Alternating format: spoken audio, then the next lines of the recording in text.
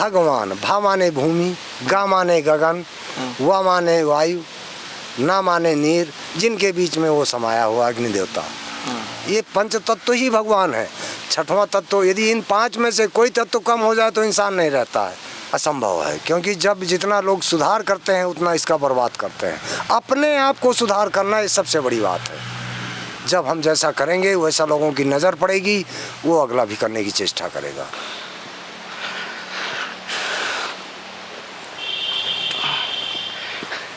नमस्कार दोस्तों, आपका भाई, आपका साथी, मैं कन्हैया शर्मा। जैसे कि आपको लगातार दिव्य त्यागी संतों के दर्शन करा रहा हूँ, आपको गिरनार के संतों के दर्शन कराए, माँ नर्मदा के तट पर जो संत हैं उनके भी दर्शन करवाया, केदारनाथ के दर्शन करवाए, वृंदावन के संतों के दर्शन कराए। अब मैं शुरू किया है चित्रकूट के महात्माओं के संतों के दर्शन करवाना। चित्रकूट में इन जंगलों में भी संत रहते हैं, उन छिपे हुए संतों को तलाश करने की कोशिश कर रहा हूँ। और गुरु कृपा से यहाँ का मुझे संकेत मिला कि यहाँ पर मुझे जाना चाहिए, तो मैं चित्रकूट के संतों के दर्शन कराऊंगा। जो विलक्षण संत है उनके दर्शन कराऊंगा। अब हम चल रहे हैं चित्रकूट के संतों का दर्शन। जैसे आपको बताऊं, मैं वहाँ पर सामने कुटिया है विष्णु, वहाँ चल रहे थे। जैसे आप देख पा रहे सामने कुटिया है, जैसे वहाँ पर देख पा रहे हो महाराज, वहाँ पर कुटिया है। और उस कुटिया को दिखा देना पूरा।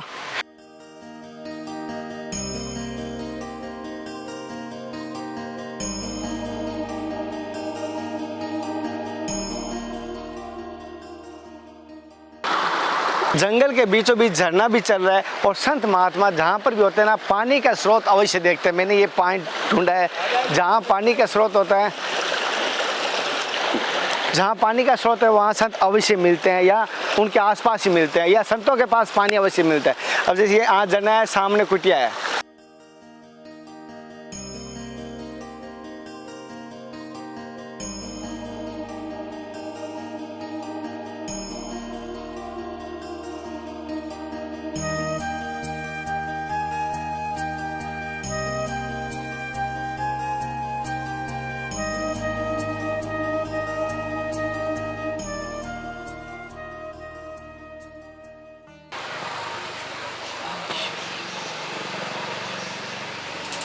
पहले मेरी तरफ से देखने वाले समस्त भारतवासियों की तरफ से आपके चरणों में साक्षात दंडवत प्रणाम महाराज। गुरुजी, आपका शुभ नाम? मेरा नाम ब्रजेशानंद है। देख रहे हो अभी पूरा भारतवर्ष गस्ती का पालन कर रहा है। क्या ऐसे करने से भगवान की प्राप्ति हो जाएगी? कभी नहीं होती है। क्योंकि जब तक सबसे पहला अपना कौन है? भगवान, माँ बाप जिन्होंने जन्म दिया, उनको कोई मानता नहीं है। सीधे उठाए, जब पैसे वाले हो गए कहाँ डालते हैं? किसी अनाथालय में या वृद्धाश्रम में। सबसे पहला भगवान है तो माँ बाप, जिन्होंने जन्म दिया, यहाँ पर भेजा, उन्होंने यहाँ की आपको संस्कृत को दिखाया।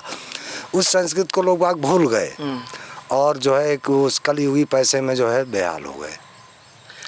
तो महाराज जी, एक तरफ देख रहा हूँ कि माफ़ी चाहूँगा, मैं कहता हूँ भगवे में भगवान छिपा है, भक्त पहचान। लेकिन मेरे से वापस लोग क्या कहते हैं? भगवे में डाकू भी छिपा है, चोर भी छिपा है, कन्हैया तू पहचान। तो उनको क्या कहना चाहूँगा? उनका बस यही है कि जब रावण क्या नहीं था, रावण ने भी सीता को जो है हरण किया, और इधर पांडवों के बीच में भी वो हुआ, कौरवों ने अबजस किया। ये तो साधु भेष की जो है परंपरा चली आ रही है ना।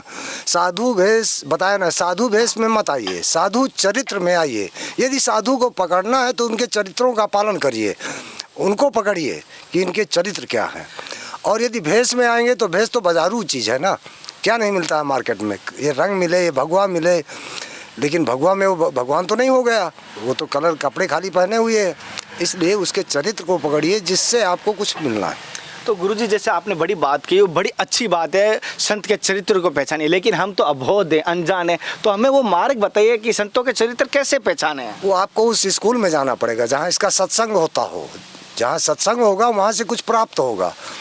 और हम पता चला कि जहाँ पर वो पढ़ाने वाला ही अनपढ़ पढ़ा रहा है, वहाँ पर जाएंगे तो क्या मिलेगा? तो किसी सत्संग में जाइए तो वहाँ से आपको चीज़ मिलेगी। तो जैसे महाराज जी, थोड़ा बहुत हमें बताइए जिससे हम संतों के चरित्र को या संतों के संग रहने का फल उठा पाएँ। किस प्रकार, जैसे आपके पास आए थोड़ा ये मात्रा यदि आप पाएंगे तो ये भी आपको कहीं मतलब किसी झोपड़ी में ही पाएंगे, या किसी ऐसी जगह में पाएंगे कि जो इस समाज से बिलग होगा, अलग होगा। और बाकी इस यहाँ रोडों में मंदिरों में भगवान कहाँ है? भगवान तो इस शरीर के अंदर है। आत्मा, फिर महात्मा, फिर परमात्मा, ये तीनों हैं। आत्मा कहती है और करती नहीं है। जिसको लोग जो है 84 लाख योनि में एक योनि ऐसी होती है जो उल्टी करती है और खा जाती है। उसी तरह वो व्यक्ति रह गए हैं कि जो कहते हैं और करते नहीं हैं। और जिसको महात्मा कहा गया है, जिसकी महान आत्मा होती है, वो कहता है और करता है। और परमात्मा जो होता है वो किसी से कहता नहीं है, ना किसी से पूछता है, वो सिर्फ अपना कर्म करता है। तो महाराज जी, तो जैसे कि आप बच्चापन से सन्यासी है, तो आपके जीवन का अनुभव कैसा रहा? बहुत अच्छा रहा। इसमें क्या प्राप्ति होती है? इससे सुख शांति प्राप्त होती है, और क्या चाहिए? तो क्या गृहस्थी में वो प्राप्त नहीं होती है? होती है।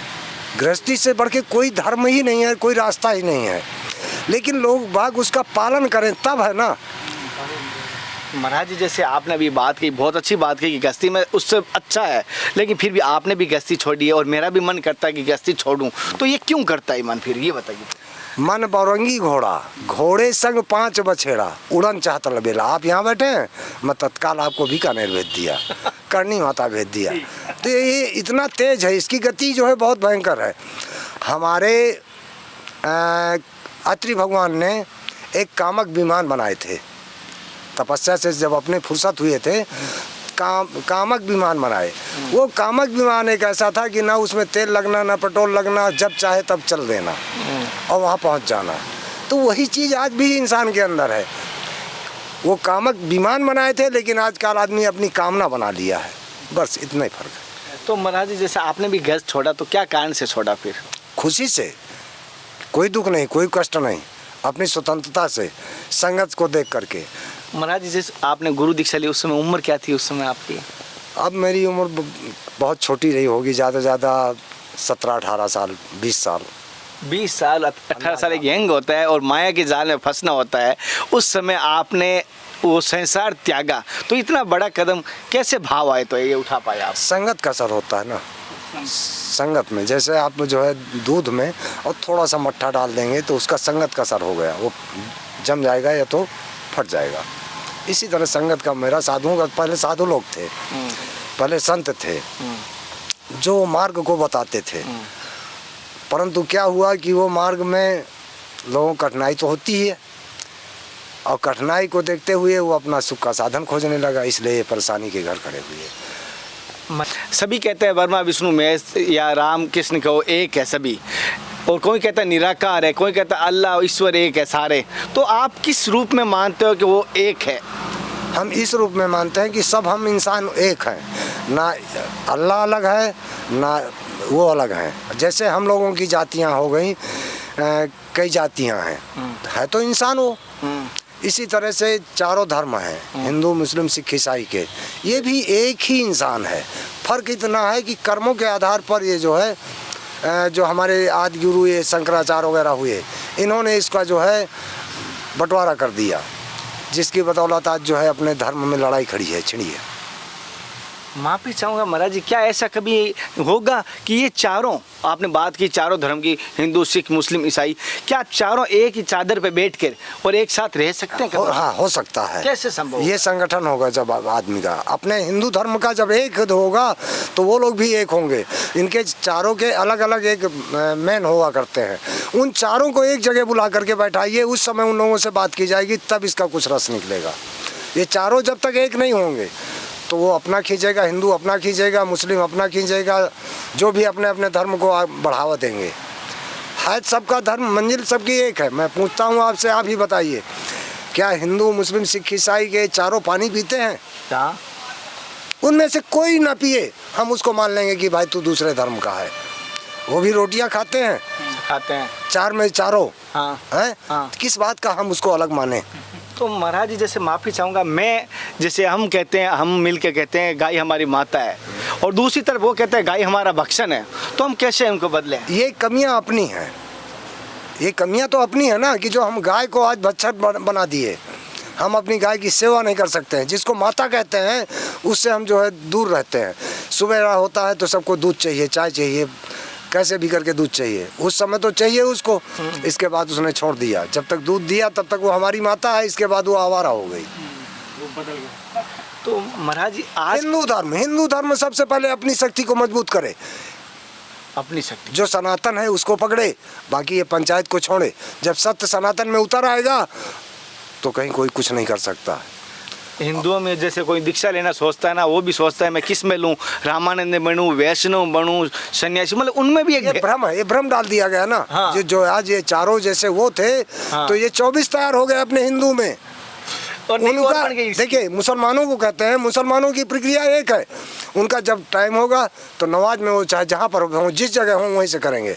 अपने धर्म में कहीं आरती होती हो, पूजा पाठ होता हो, वहाँ लोग इधर कोई दी होती है तो इधर घूम के जाएगा। हाँ। क्यों कि मेरा आज मंगलवार नहीं, मेरा सोमवार की पूजा है। तो जब बांट के हम लोग खा रहे हैं इसको, इसलिए समस्या खड़ी है तो वो भी चाहे मंगलवार हो चाहे सोमवार हो, दोनों का व्रत तो एक है, लेकिन दिन चेंज कर दिया।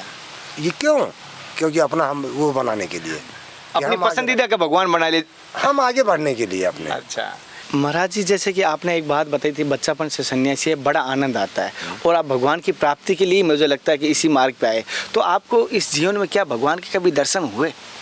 फिर वही बात, जब बता रहा हूँ कि जन्म देने वाला ही भगवान है, तो हम कौन से भगवान को खोजें? फिर दूसरा भगवान क्या है बताएं? हाँ। भगवान, भा माने भूमि, गा माने गगन, वा माने वायु, ना माने नीर, जिनके बीच में वो समाया हुआ अग्नि देवता। ये पंच तत्व ही भगवान है। छठवां तत्व, यदि इन 5 में से कोई तत्व कम हो जाए तो इंसान नहीं रहता है। तो ये पांचों मिलके भगवान है। इन पांचों की पूजा आज तक कोई नहीं करता है। और पांचों के सभी धर्म वाले लेते हैं, सब धर्म वाले लेते हैं। उसी की जो है बड़प्पन करके उसी की पूजा, वही उनका जीविका बन गया है। असली भगवान ये हैं जिन्होंने हमको जन्म दे करके यहाँ पर बैठाया। ठीक महाराज जी, आज की देश की परिस्थिति को देखकर आपका क्या कहना है, क्या विचार है? किस हमारे देश को सुधारा जा सकता है या मार्ग पे लाया जा सकता है? ये असंभव है, क्योंकि जब जितना लोग सुधार करते हैं उतना इसका बर्बाद करते हैं। अपने आप को सुधार करना ये सबसे बड़ी बात है। जब हम जैसा करेंगे वैसा लोगों की नज़र पड़ेगी, वो अगला भी करने की चेष्टा करेगा। पता चला हम सुधारने चले हैं, हम खुद सुधरे नहीं तो दुनिया को क्या सुधारेंगे? जब हम स्वतः अपना सुधर के और एक कोई रूपरेखा बनाएंगे तो वो यदि अच्छी होगी तो लोग बाग उसका अच्छा पालन करेंगे, यदि वो नहीं होगी तो अपना त्याग करेंगे। इसलिए अपने आप का सुधार। जैसे कि महाराज जी ने कहा और महाराज जी ने अपने विचार बताया, जीवन का अनुभव बताया, आपको किस प्रकार लगा मुझे ज़रूर बताना। फिर मिलते हैं नए संत महात्मा के साथ, तब तक जय हिंद, वंदे मातरम, हरे रामा हरे कृष्णा, जय श्री नाथ। हे नाथ, हे मेरे नाथ, मैं आपको भूलूँ नहीं, मैं सबके काम आ जाऊँ, किसी से कुछ नहीं चाहूँ। जय गुरुदेव, जय संतों की, जय महात्माओं की, जय महाराज जी।